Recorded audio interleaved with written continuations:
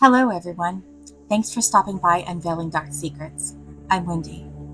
Today, I'm going to tell you a story about a young woman who went through the unthinkable, a story of a true survivor. I will be telling the story in first person to protect her identity. I will not be naming locations or last names of people that she named in her story. I do not know if the names that she does mention are the true names of the people. She still very much fears the people and the gang that was involved in her trafficking. I also want to give a giant trigger warning about her story. This is a story of child sex trafficking, so there is abuse in every way that will be talked about. Before I get started, please smash that like button and subscribe. I remember every detail of what my childhood was like. I wish I didn't, but unfortunately, it will haunt me forever. My family moved to a new city that was very dangerous.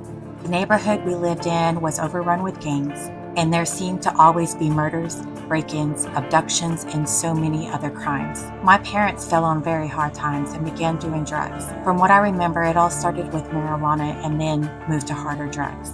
At the very young age of 5, I had to take care of myself and my little sister, who was only 2. We went hungry many days, and it seemed we never had running water or electricity. There were many times I would knock on neighbors' doors trying to get food. I once asked a neighbor if they could wash some clothes for us and let us take a bath. I had to grow up fast, I guess. Honestly, I didn't know any better. To me, this was how life was supposed to be. At the age of 6, my father died of an overdose. This was the start of CPS coming in and out of our lives. It also was the start of my sexual abuse from different foster parents. Men my mother had, and even a preacher at a church down the street. My innocence was long gone by the age of 6.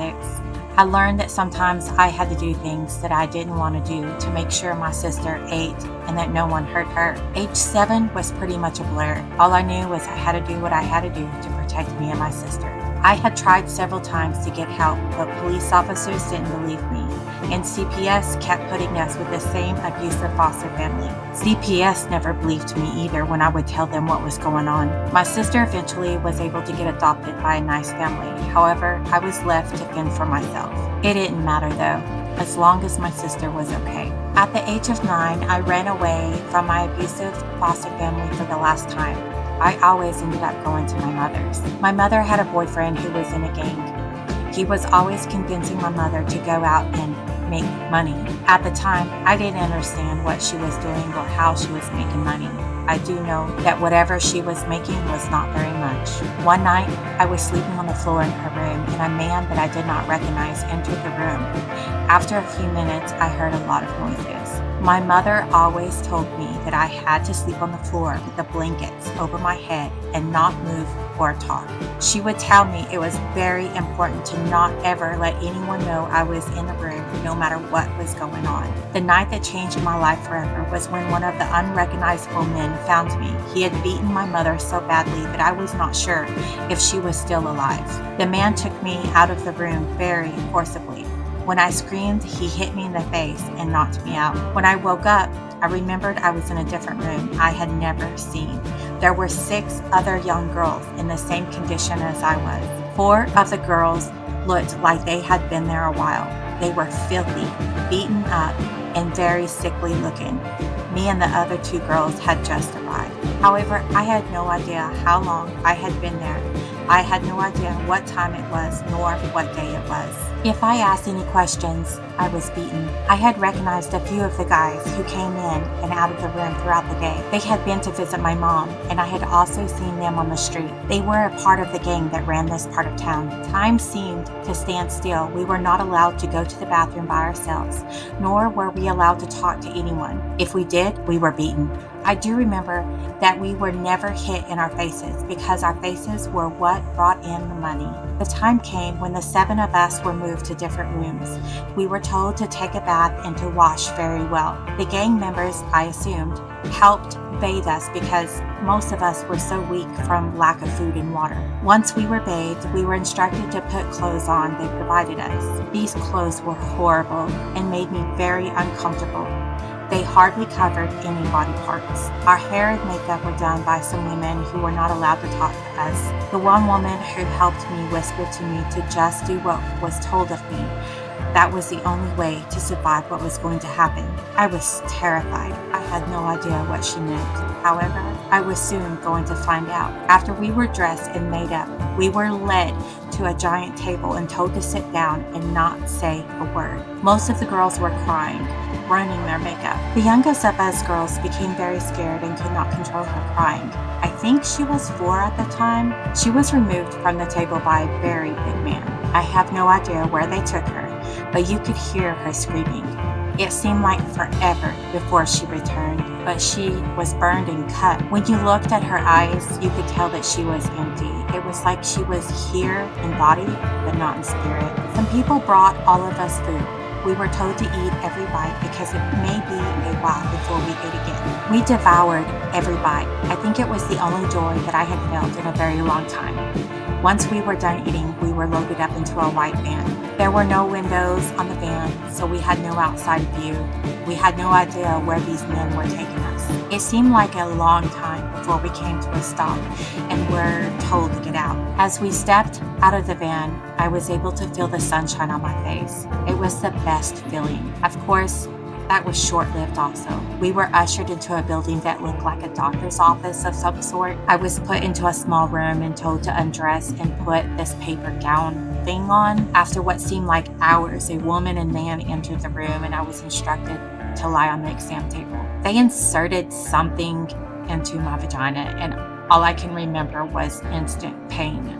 I had never felt that before. I was told they inserted some kind of birth control. They wanted to make sure I would not get pregnant and that I had no diseases. I was also inserted with a tracking device in my arm. To me, this was the day I became someone's property. As days turned into weeks, we were educated on how to please people, both men and women. I was a numb shell. The guys would always tell me that I was the girl who brought in the most money because of how pretty I was. I hated being pretty. I had to stay in a dark room that was only lit by candles, and I had to lay in a very uncomfortable bed all day.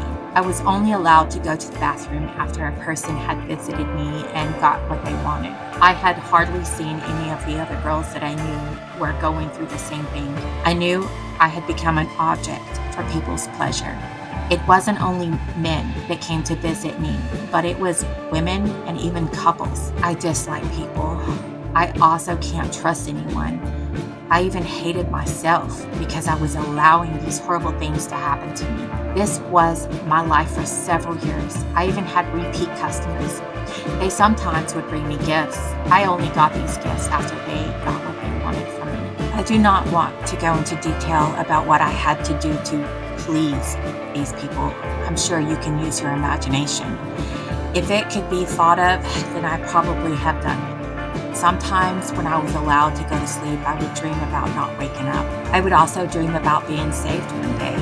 Those dreams seemed so far away and impossible, but at least I had something to hold on to. When customers would visit me, I would lay there and daydream about a different life, a life that wasn't this. I often thought about my sister.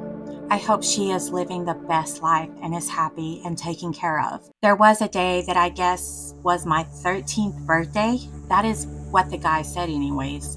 My life changed again. Before I get into what happened to me, let me talk about one guy who was a part of the gang and who also became sort of a friend to me. His name was Steven. Steven would sometimes bring me extra food. He would also tell me to hang in there and not lose hope. What Steven didn't understand is I haven't had hope since I was 5.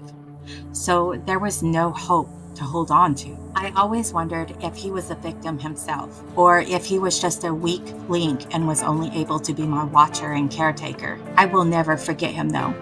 He was the only one who didn't take advantage of me and was the only one who was nice to me. Back to my 13th birthday. This was the day I was removed from the pleasing rooms. This was also the day I was injected with some kind of drug. The people that would inject me would always wear a mask. They told me that I was a big girl now. Being a so-called big girl, I had to hit the streets. For 4 hours, I had to work in a strip club dancing for these smelly men, and then I was thrown out into the streets to work. I was always drugged up. I had become my mother, a drug addict, a whore, and just a horrible, unworthy person. I was always watched, and when someone felt that I needed to be injected again, I was taken into an alley. If I didn't bring in a certain amount of money, I was beaten severely.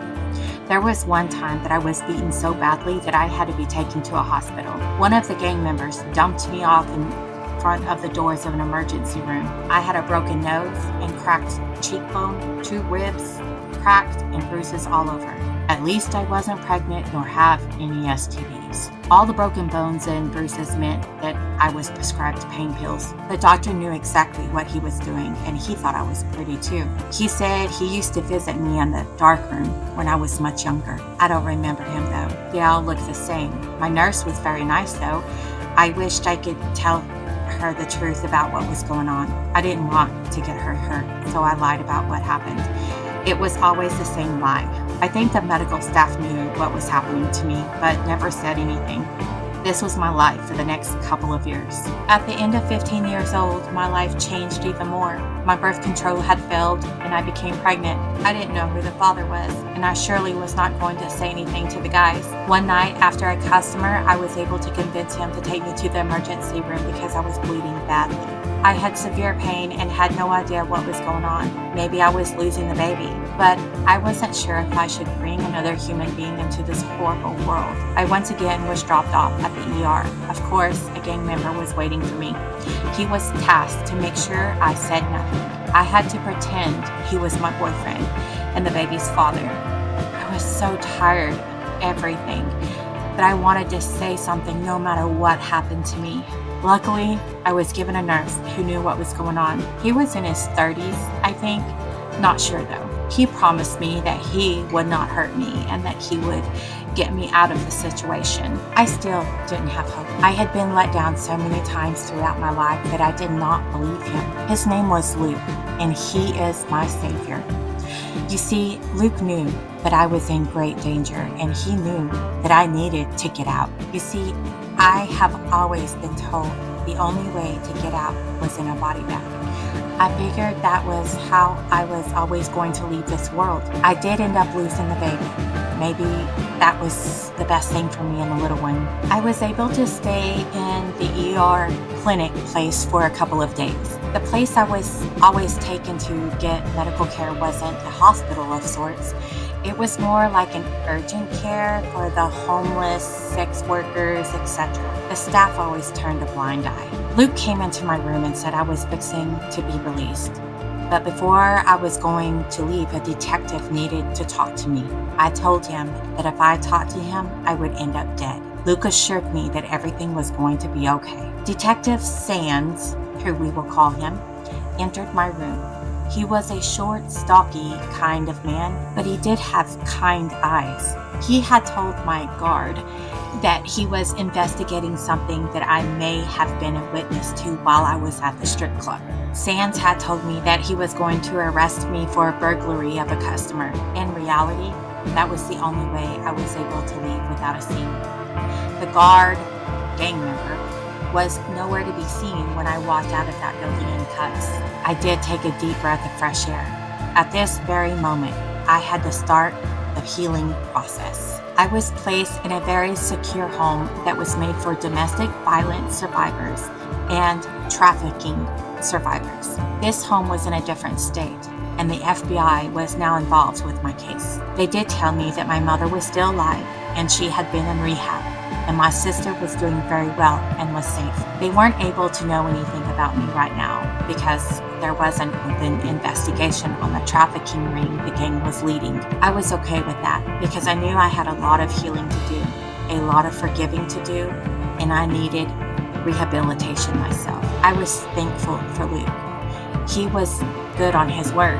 He got me out like he said he was going to do. It has been 10 years since I was saved. I had no idea that life could be different. I think I will spend the rest of my life healing from my childhood At least I can function as an adult now. I do have a healthy relationship with my sober mother.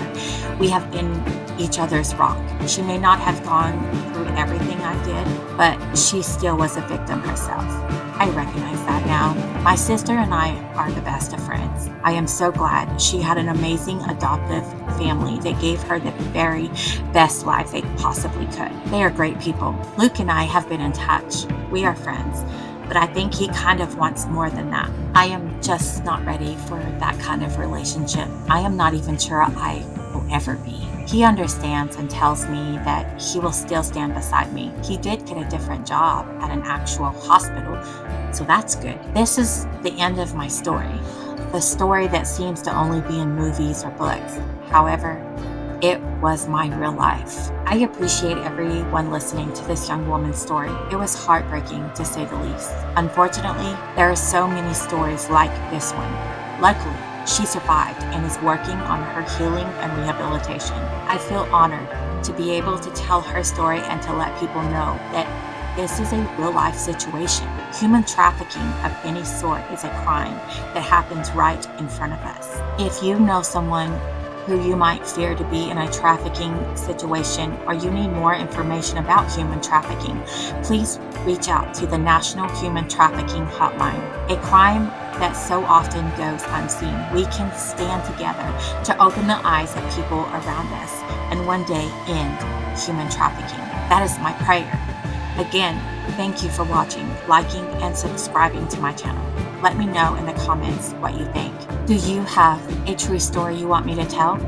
I would be honored to tell your true crime story, mystery story, or even a paranormal story. My email will be in the video description. Until we meet again, stay vigilant, stay safe, and be blessed.